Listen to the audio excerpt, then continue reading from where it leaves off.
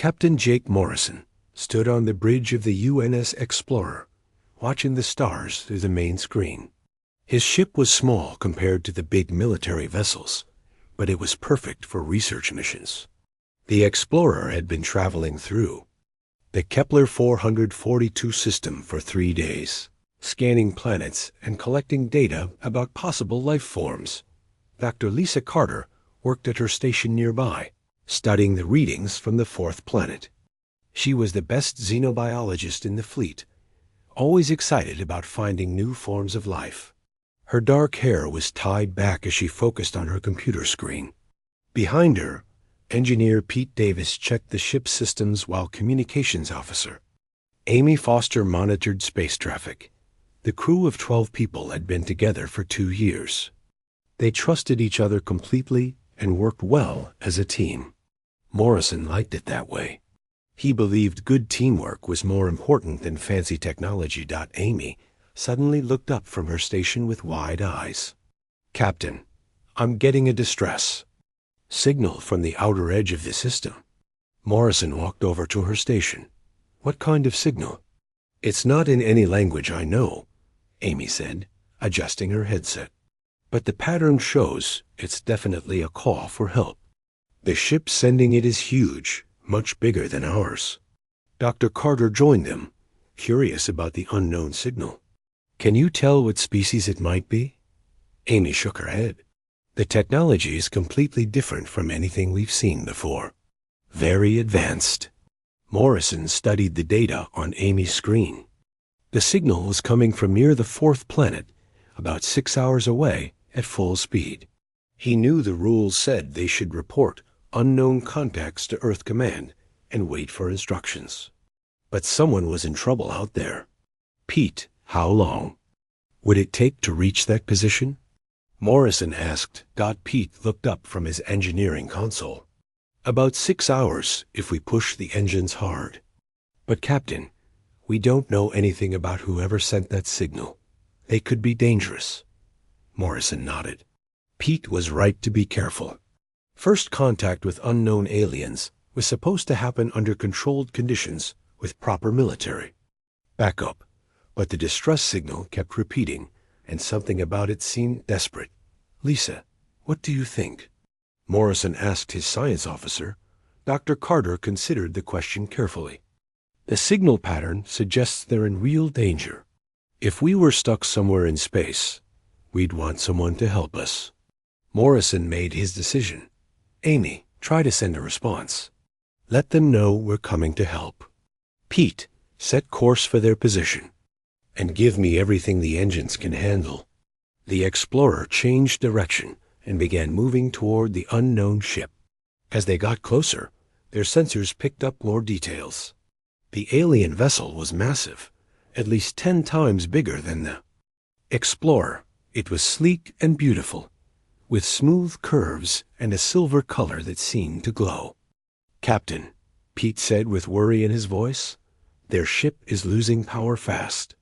I'm seeing major engine failures and life support problems." Dr. Carter studied the readings. "There are definitely life forms aboard, but I can't tell how many or what they look like." After 6 hours of travel, the Explorer arrived at the alien ship's location. Morrison stared at it in amazement. The vessel was unlike anything humans had ever built, with technology far beyond their own. But it was clearly in trouble, drifting without power and venting atmosphere from several damaged sections. "Amy, try to contact them again," Morrison ordered. Amy worked at her station for several minutes before shaking her head. "I'm getting a response, but the translation program can't handle their language." "Wait, let me try something else." She adjusted her equipment, and suddenly a new voice came through the speakers. The words were still foreign, but the translation computer began working slowly. "Unknown vessel. This is Commander Veltar of the Zephyrian Imperial Guard. We do not require assistance from inferior species. Withdraw immediately." Morrison raised his eyebrows. "Not very friendly, are they?" Dr. Carter smiled. "They're probably scared and trying to maintain their dignity." "Amy, continued listening to the alien communications. Captain, I think there's someone else talking now. The voice sounds different, maybe female. The new voice came through the translator more clearly.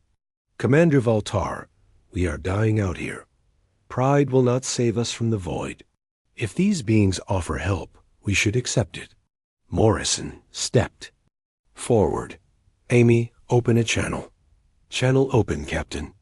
Morrison spoke clearly and calmly. This is Captain Jake Morrison of the human vessel UNS Explorer. We received your distress call and want to help. We have engineering and medical capabilities that might be useful. There was a long silence before the female voice responded. I am Princess Kirithel of the Zephyrian Empire. Our ship has suffered critical engine failure, and our life support systems are failing. But I must warn you, Commander Veltar believes you are not capable of understanding our technology. Morrison looked at Pete, who was already studying the alien ship's energy readings. The engineer nodded confidently. Princess, we might not understand your technology completely, but we're very good at fixing things. Sometimes fresh eyes can see solutions that others miss. Will you let us try? Another long pause followed. Morrison could imagine the debate happening on the alien ship between the proud commander and the practical princess. Finally, Princess Kirithel spoke again. Very well, Captain Morrison. We will allow you to dock with our ship. But I warn you, if this is some kind of trick, the Zephyrian Empire will hunt you across the galaxy. Morrison smiled. No tricks, Princess. Just one species helping another. As the explorer moved closer to dock with the alien vessel, Morrison felt excited and nervous. This was humanity's first contact with an advanced alien civilization, and it was happening because they chose to help instead of following safe procedures. Dr. Carter watched the alien ship grow larger on their screen. I have a feeling this is going to change everything, Morrison nodded. He had no idea how right she was. The docking process took 2 hours because the alien ship used completely different connection systems. Pete Davis worked with his engineering team to create adapters that would let the two ships connect safely. When they finally succeeded, Morrison led a small team through the airlock into the Zephyrian vessel. The first thing that struck Morrison was how beautiful everything looked inside the alien ship. The walls seemed to be made of some kind of crystal that glowed softly with blue light. The corridors were tall and wide, clearly designed for beings much larger than humans. Princess Kirithel waited for them in what appeared to be the main engineering section. Morrison had expected an alien, but he was still surprised by her appearance. She stood nearly 7 feet tall with pale blue skin that seemed to shimmer slightly. Her silver hair fell past her shoulders, and her large eyes were a deep purple color. She wore elegant robes that looked both practical and ceremonial.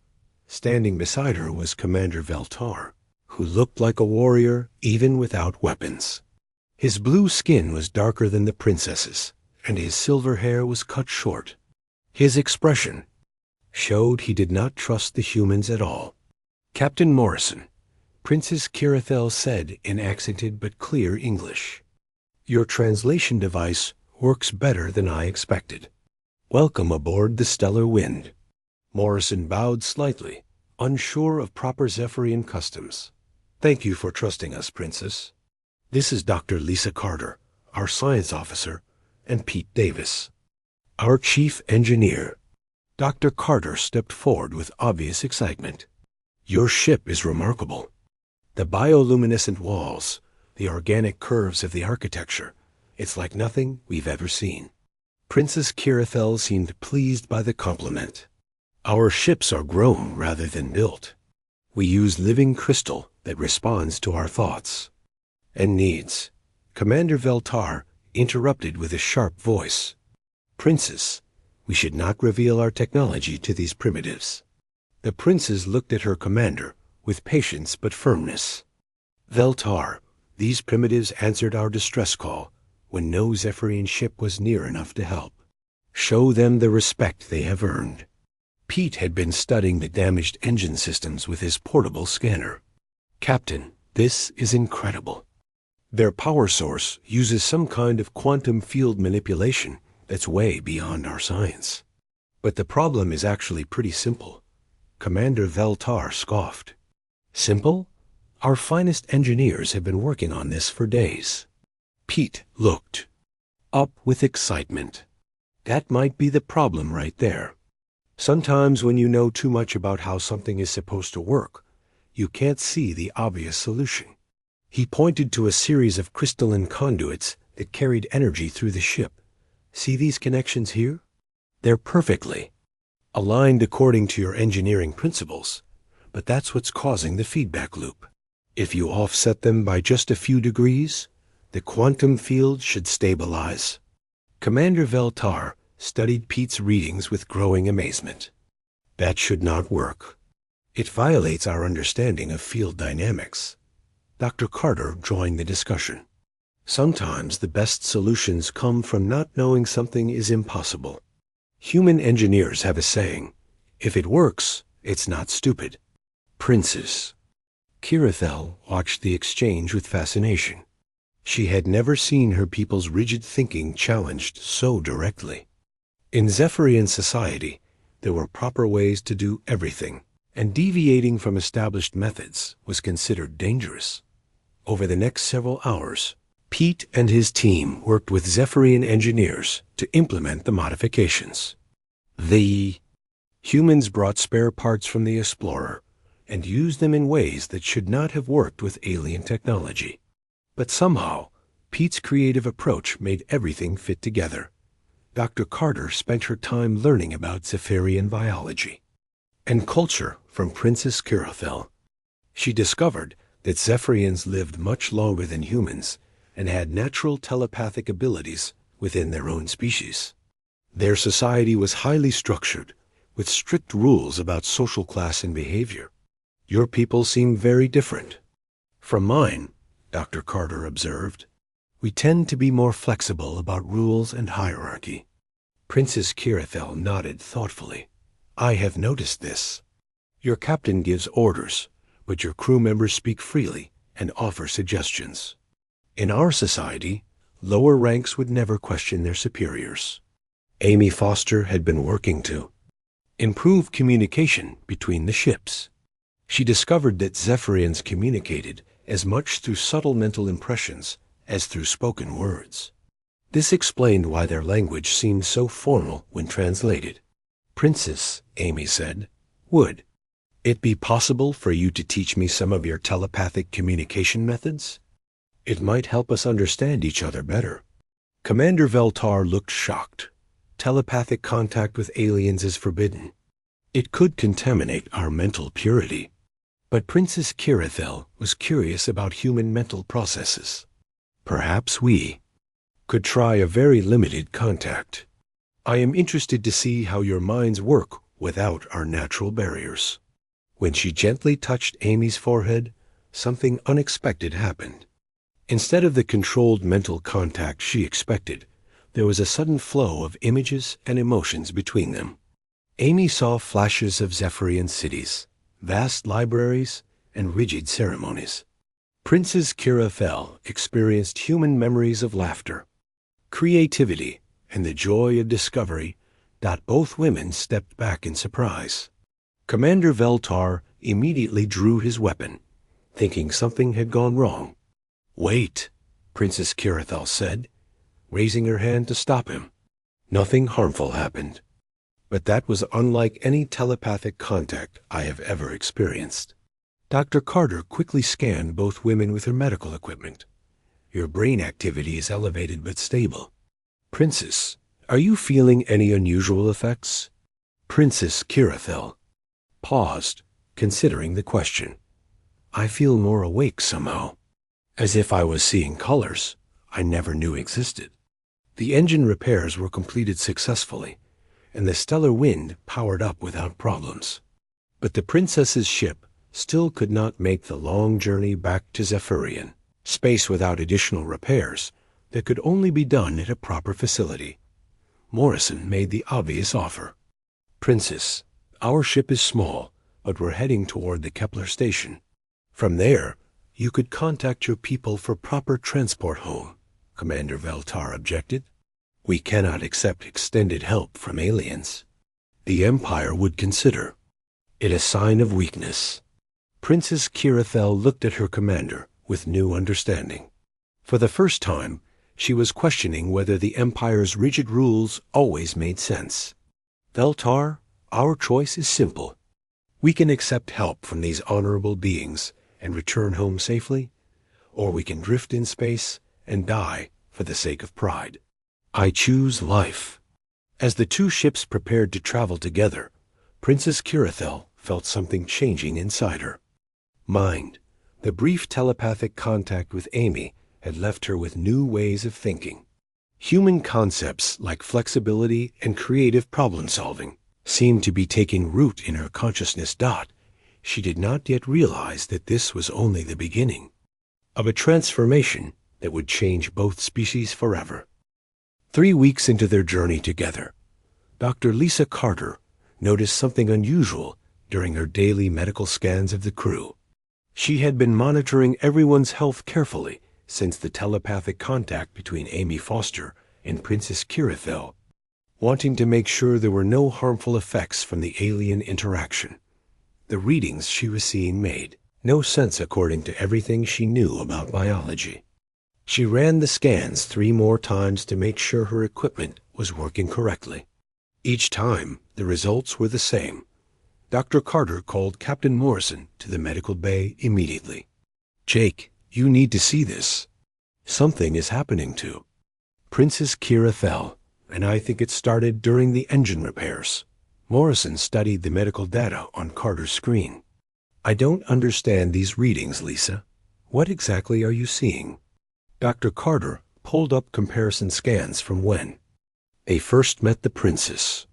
Look at these brain activity patterns. 3 weeks ago, her neural pathways followed typical Zephyrian patterns. But now, there are new connections forming that shouldn't exist. She highlighted sections of the brain scans in different colors. These areas here control telepathic abilities in Zephyrians. But these new sections that are growing, they're processing information in ways I've never seen before. Morrison felt worried. Is she in danger? Are we responsible for hurting her somehow? Dr. Carter shook her head. That's the strange part. All her vital signs are excellent. If anything, she seems healthier than when we first met her. But these changes are unlike anything in the medical literature. Amy Foster joined them in the medical bay, looking concerned. Is this because of the telepathic contact we had? I've been feeling different too, like my mind is more open to new ideas. Dr. Carter ran a quick scan on Amy. Your brain patterns show minor changes, but nothing like what's happening to the princess. I think the extended exposure to our ships, energy fields during the repairs, created some kind of interaction between human and Zephyrian biology. Morrison knew they had to tell Princess Kirathel about the discovery. They found her in the observation lounge with Commander Veltar, looking out at the stars. Over the past weeks, she had spent many hours talking with the human crew, learning about their culture and sharing stories of Zephyrian history. Princess, Morrison said carefully, Dr. Carter has discovered something about your health that we need to discuss. Princess Kirathel turned from the window with a calm expression. You mean the changes happening in my mind? I have been aware of them for several days. Commander Veltar immediately stood up with alarm. Changes? What kind of changes? Why was I not informed? Dr. Carter explained her findings while showing the brain scans on a portable display. The neural development is unlike anything we've seen. New pathways are forming that seem to combine Zephyrian telepathic abilities with human-style creative thinking. Commander Veltar looked horrified. This is contamination of the royal bloodline. The Emperor will consider this an act of war against the Empire. But Princess Kirithel remained remarkably calm.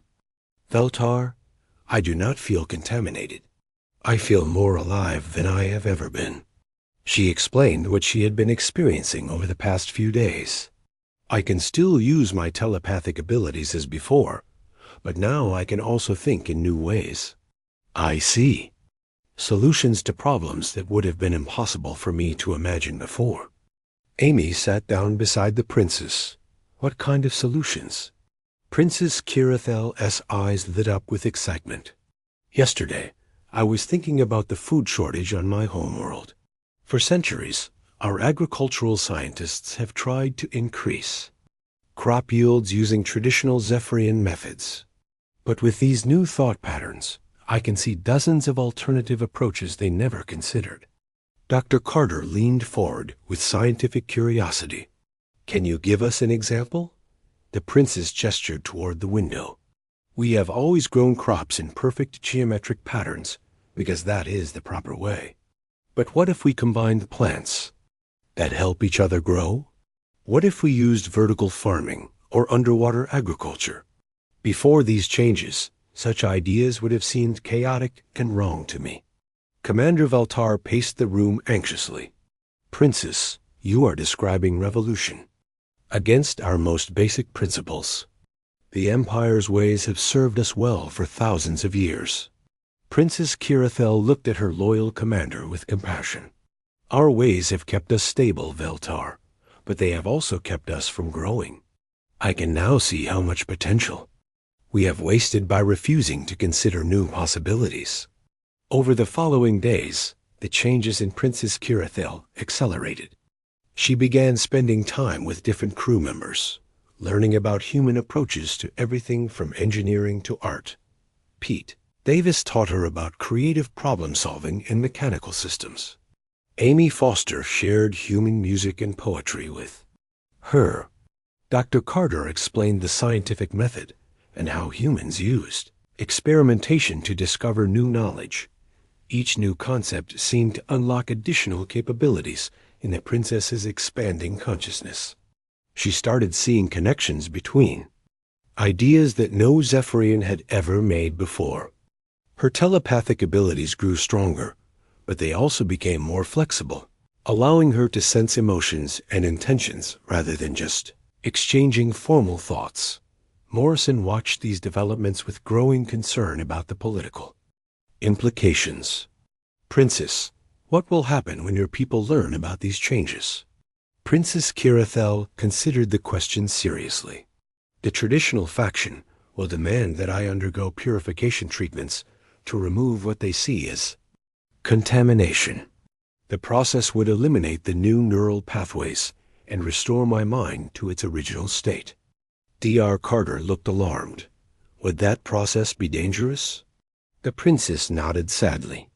The purification treatments are designed to completely restructure brain tissue. Given how extensively my neural patterns have changed, the process would likely kill me. Commander Veltar stopped pacing and stared at his princess. You cannot be serious. The Empire would never risk your life over such matters. Princess Kirithel met his gaze steadily.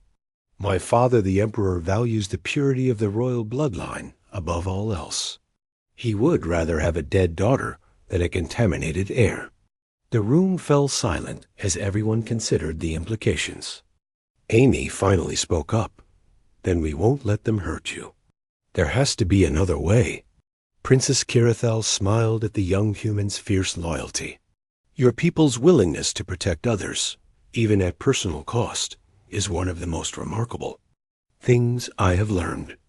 In Zephyrian society, such behavior is considered irrational. Dr. Carter was studying her medical readings again. Princess, I need to ask you something important. Given everything you're experiencing, do you want us to try to reverse these changes? It might be possible if we act quickly. Princess Kirithel did not hesitate.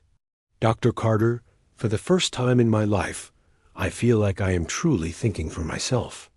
I can see possibilities for my people that could bring them greater happiness and prosperity than they have ever known. I would rather die than give up this gift.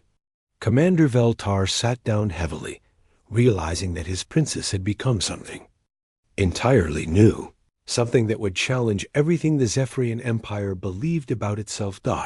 As their ship continued toward Kepler Station, Princess Kirithel began to understand that her transformation was not just a personal change. It was the beginning of something that could reshape the relationship between humans and Zephyrians forever. 2 days before reaching Kepler Station, Amy Foster received an urgent communication that changed everything. She had been monitoring all frequencies for messages from Zephyrian space when a coded transmission arrived on the diplomatic channel. Amy quickly decoded the message and brought it to Captain Morrison with a worried expression. "Captain, we have a serious problem. This is a message from the Zephyrian High Council to Princess Kirithel." Morrison read the translation and felt his heart sink. The message was formal and cold, ordering the princess to submit to immediate purification treatments upon her return. Worse, it commanded Commander Veltar to arrest the human crew for the crime of contaminating royal blood. "They know," Morrison said grimly. "Somehow they found out about the changes." D.R. Carter joined them on the bridge, looking upset. "It was me. I sent regular medical reports back to Earth Command as required by protocol. Someone there must have shared the information with the Zephyrian Empire." Morrison did not blame her. Carter had been following proper procedures, and no one could have predicted the political consequences. "What's done is done, Lisa. The question now is what we do next." Amy continued monitoring communications and soon detected something that made the situation much worse. "Captain, I'm picking up multiple Zephyrian warships heading our way. At least 6 vessels, all much larger than our ship." Commander Veltar arrived on the bridge at that moment, having received the same message. His face showed the conflict between his loyalty to the princess and his duty to the Empire. "Captain Morrison, I have been ordered to place you and your crew under arrest." Morrison studied the Zephyrian commander carefully. "And will you follow that order?" Veltar struggled with his answer. 3 weeks ago, I would have done so without question. But I have watched your people risk their lives to help us. I have seen your kindness and courage. The Empire calls you primitives, but you have shown more honor than many Zephyrians I know." Princess Kirithel entered the bridge and immediately sensed the tension in the room. Her enhanced abilities allowed her to feel the emotions of everyone present. "The High Council has ordered my purification," she said calmly, "and they want to punish you for helping me." Morrison nodded. "Princess, our ship cannot fight 6 Zephyrian warships. If you want to surrender yourself to save your people, and ours will understand." Princess Kirithel looked surprised by his offer. "Captain, you would let me choose? Even though it means certain death for me?" Amy stepped forward with determination. "We won't let them hurt you, Princess. There has to be another way to handle this." Dr. Carter was working furiously at her science station. "Maybe there is." "Princess, your enhanced abilities have been growing stronger every day. Can you communicate directly with other Zephyrians over long distances?" Princess Kirithel considered the question. "I believe so. My telepathic range has expanded far beyond normal limits." "But what good would that do?" Pete Davis had been listening to the conversation while monitoring the approaching warships. "What if we don't run or fight? What if we tell everyone the truth about what really happened?" Morrison looked puzzled. "What do you mean?" Pete explained his idea with growing excitement. "The Zephyrian Empire thinks we contaminated their princess on purpose. But we know it was an accident that turned out to be a good thing. What if Princess Kirithel could show her people how the changes have made her better, not worse?" Dr. Carter understood immediately. A direct telepathic broadcast to the entire Zephyrian Empire. Let them see through her eyes what the transformation really means. Commander Veltar shook his head. Such a broadcast would be considered an act of rebellion against the Emperor. The princess would be branded a traitor. Princess Kirathel walked to the center of the bridge and closed her eyes, reaching out with her enhanced consciousness. She could feel the minds of Zephyrians across space, millions of her people living their structured lives according to ancient traditions. I can reach them, she said softly. I can show them what I have learned and let them decide for themselves whether growth and change are truly evil. Morrison felt the weight of the decision. Princess, if we do this, there's no going back. Your empire might consider it an act of war against humanity. Princess Kirathel opened her eyes and looked at each human on the bridge. Captain, 3 weeks ago, I was a dutiful daughter who never questioned the Empire's ways. Now I can see possibilities for my people that could bring them greater happiness than they have ever known. I cannot let fear prevent me from sharing this gift. Amy began setting up the communication equipment to amplify the princess's telepathic abilities. I can boost your signal using our transmitters. It won't be easy, but we can reach every Zephyrian world simultaneously. As they worked to prepare the broadcast, the approaching warships grew closer. Their lead vessel began transmitting demands for immediate surrender. Morrison knew they had perhaps 1 hour before the Zephyrian fleet arrived. Princess Kirathel spent that time with Dr. Carter, learning as much as possible about human scientific methods and social structures. She wanted to present a complete picture of what cooperation between species could accomplish. Commander, Veltar made his own difficult decision. Princess, I cannot stop you from broadcasting to our people, but I also cannot help you commit what the Empire considers treason. Princess Kirathel touched his shoulder gently. I understand, old friend. You have served faithfully for many years. I ask only that you listen to what I have to say. When the time came for the broadcast, the entire crew gathered on the bridge to support the princess. Amy had configured the equipment to send the signal to every communication relay in Zephyrian space. In a few minutes, every Zephyrian in the Empire would hear their princess's message. Princess Kirathel stood in the center of the bridge and began to speak, her voice carried by both technology and telepathy to millions of her people. She told them about the accidental transformation and how it had opened her mind to new possibilities. She shared her enhanced understanding of science, creativity, and cooperation. Most importantly, she showed them through direct mental contact what it felt like to think without the rigid limitations of traditional Zephyrian culture. For the first time in their history, ordinary Zephyrians experienced the joy of unrestricted imagination and creative problem-solving. The response was immediate and powerful. Across the Empire, young Zephyrians began questioning why their society had to be so inflexible. Scientists wondered what discoveries they might make if they could experiment freely. Artists imagined new forms of expression beyond traditional boundaries. But the broadcast also triggered alarm among the traditional ruling class. The Emperor himself responded with fury, ordering all military forces to capture or destroy the princess before her contamination could spread further. As Princess Kirathel finished her message, the Zephyrian warships arrived and surrounded the Explorer. Morrison knew the next few minutes would determine whether humanity had gained a powerful ally or created a dangerous enemy. The princess looked at her human friends with gratitude and determination. Whatever happens next, you have given me the greatest gift imaginable. You have shown me what it means to truly live. The 6 Zephyrian warships formed a perfect circle around the Explorer, their weapons powered and ready to fire. Admiral Vexner, commander of the fleet, transmitted a final demand for surrender. His voice was cold and formal as it came through the communication system. Princess Kirathel, by order of Emperor Thangkil and the High Council, you will submit to immediate purification. The human contamination will be removed from your mind, and these aliens will face justice for their crimes against the Empire.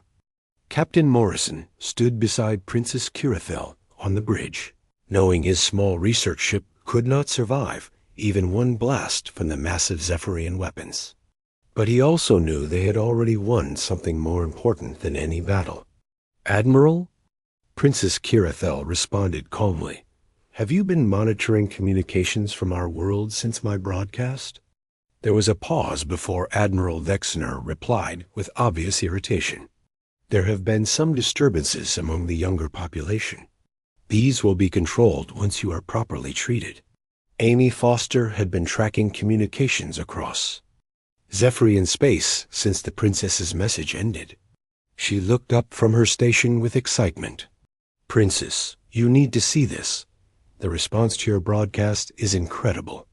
On Amy's screen, thousands of messages were flowing in from every corner of the Zephyrian Empire. Young scientists were proposing new research projects that broke traditional boundaries. Artists were creating works that combined ancient techniques with revolutionary ideas. Even some military officers were questioning whether the Empire's rigid hierarchy truly served their people's best interests. Dr. Carter monitored the biological effects of the princess's enhanced telepathy. "Your broadcast did more than just share information. Somehow, your neural patterns created temporary connections with other Zephyrian minds. Many of your people experienced a brief taste of the same mental freedom you've gained." Commander Veltar, who had remained silent during the confrontation, suddenly spoke up. "Princess, I am receiving private communications from my contacts in the fleet. Several ship commanders are refusing to fire on you." Admiral Vexnar's voice returned, but now it carried uncertainty. "All vessels maintain formation and prepare to execute the Emperor's orders." But instead of acknowledgement, the Admiral received responses that shocked him.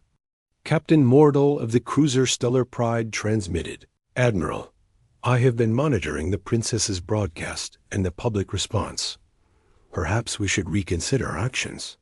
Similar messages came from other ships in the fleet.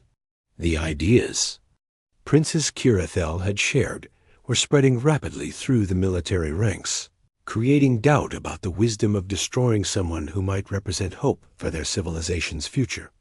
Princess Kirithel sensed the change in mood among the fleet commanders. Her enhanced abilities allowed her to feel their internal conflicts between duty and conscience. She decided to address them directly. "Admiral Vexner, commanders of the fleet, I ask you to look at what is happening across our empire right now. Our people are experiencing joy and creativity they have never known before. Is this truly something we should destroy?" She opened her mind and projected images of what she had learned from the humans. The Zephyrian commanders saw visions of cooperation replacing rigid hierarchy, of scientific discovery driven by curiosity rather than tradition, of art that expressed individual creativity rather than formal requirements. On the bridge of his flagship, Admiral Vexnar felt something he had not experienced since childhood. For a brief moment, his mind touched the same freedom that Princess Kirithel had discovered. He saw possibilities for the Zephyrian military that went beyond conquest and control, visions of exploration and protection guided by wisdom rather than feared out. Captain Morrison watched the confrontation unfold with amazement. "Lisa," he whispered to Dr. Carter, "are we witnessing the peaceful transformation of an entire civilization?" Dr. Carter nodded, her eyes fixed on the readings from Princess Kirithel's enhanced consciousness. "The neural connections she's creating are temporary, but they're giving millions of Zephyrians a glimpse of what their minds could become. It's like showing a blind person colors for the first time." The breakthrough came when Captain Morgal of the Stellar Pride broke formation and moved his ship alongside the Explorer. "Princess Kirithel, I formally request permission to escort you safely back to Zephyrian space, not as a prisoner, but as our rightful leader." One by one, other ships in the fleet followed suit. Their commanders had felt the touch of Princess Kirithel's expanded consciousness and recognized that she represented evolution, not contamination. Admiral Vexner found himself isolated as his own fleet abandoned the mission to capture or destroy the princess. In desperation, he contacted Emperor Thankil directly for new orders. The Emperor's response came quickly and was filled with rage. All commanders who refuse to obey will be stripped of rank and exiled. The princess must be purified or destroyed before her madness spreads further. But it was already too late. Across the Zephyrian Empire, the response to Princess Kirithel's broadcast had grown into a peaceful revolution. Citizens were gathering in public spaces to discuss the new ideas they had experienced. Scientists were sharing research across traditional boundaries. Artists were collaborating on projects that would have been forbidden just hours before. Princess Kirithel made a final decision that would change everything. She transmitted one more message, this time to Emperor Thankil himself. Father, I challenge the old ways, not because I hate our people, but because I love them enough to want them to reach their full potential. The humans have shown me that growth and change are not threats to be feared, but gifts to be embraced. I will return home, but not to submit to purification. I return to help our people become everything they can be. Morrison stepped forward and placed his hand on the princess's shoulder. Princess, whatever happens next, humanity will stand with you. You've shown us that cooperation between species can create something better than either could achieve alone. The journey back to Zephyrian space took 3 weeks, but it was unlike any homecoming in the Empire's history. The fleet that had come to arrest Princess Kirithel instead became her escort, protecting her return as the leader of a new era. When they arrived at the capital world, they found that Emperor Thankil had been forced to abdicate by popular demand. The Zephyrian people, inspired by their princess's vision of cooperation and growth, had chosen transformation over tradition. Princess Kirithel became Empress Kirithel, leader of a reformed Zephyrian government that embraced change and cooperation. Her first official act was to establish a formal alliance with humanity, recognizing them as equals rather than primitives. Dr. Carter was invited to establish the first interspecies medical research institute, studying the beneficial effects of the consciousness expansion that had begun accidentally during the rescue of the stellar wind. Captain Morrison received the highest honors from both civilizations for his courage in choosing to help rather than following safe protocols. The Explorer became the flagship of the new joint human Zephyrian exploration fleet. Amy Foster became the first human ambassador to the Zephyrian Empire, using her enhanced communication abilities to bridge the gap between species. As Morrison stood on the bridge of the Explorer, now equipped with both human and Zephyrian technology, he reflected on how a simple rescue mission had changed the galaxy. What started as an accident had become the foundation for a new age of cooperation and discovery. Princess Kirithel, now Empress, often visited the Explorer to work with the joint crews exploring the unknown regions of space. Her transformation from a dutiful royal daughter to a revolutionary leader had shown both species that sometimes the best things in life are never planned, but happen when people choose to help each other despite the risks. The future stretched ahead of them, filled with possibilities that neither humans nor Zephyrians could have imagined alone, but together could achieve.